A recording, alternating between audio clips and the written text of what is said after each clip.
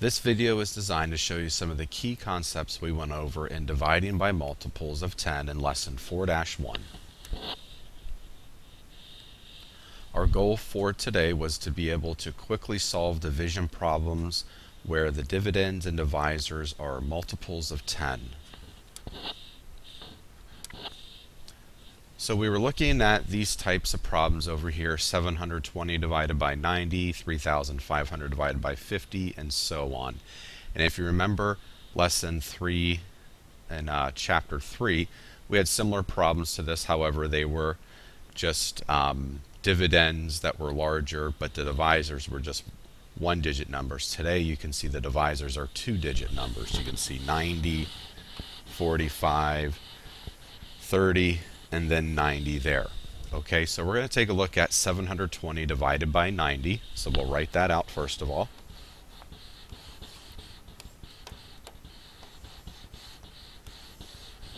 Now my next step, just like we were doing in chapter 3, we want to identify the basic fact. We have 720 and then we have 90.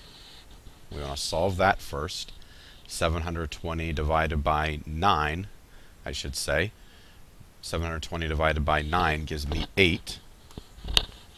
And now we have zeros at the end. Now, unlike in chapter 3 we just looked at the zeros and tacked them on at the end. However, in chapter 4, whenever we're looking at these types of problems, we got to look at our dividend, 720, and our divisor, which is 90. We want to look at those zeros. And for every zero that is in our dividend, that's in our divisor, we can actually cancel out. So if you cancel out one on the left-hand side, you need to be able to find another one to cancel out on the right-hand side. Those two zeros actually cancel each other out. So 720 divided by 90 actually gives us 8. Now if we take a look at 3,500 divided by 50, this one's a little bit different.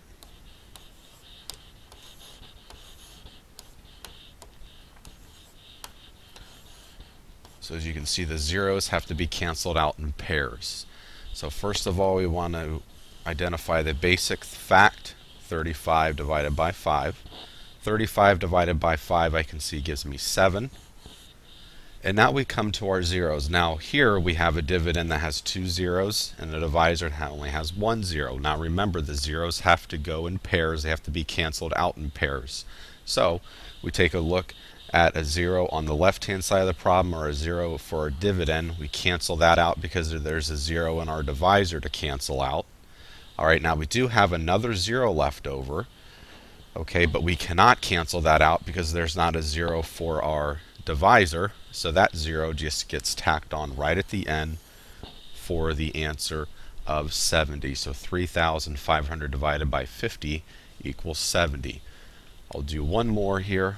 We have 2,700 divided by 30. Once again, we're going to identify our basic fact. 27 divided by 3 is our basic fact. 27 divided by 3 does give me 9. Now we're going to look at our dividend and the zeros in our dividend and the zeros in our divisor. We can see there's a 0 in our dividend and a 0 in our divisor, so we can cancel them out. In other words, there's leaving in pairs. However, we still have another 0 in our dividend that does not have a pair to go with, another 0 to go with in our divisor. So we're going to take that 0 and we're just going to tack it on at the very end for our quotient.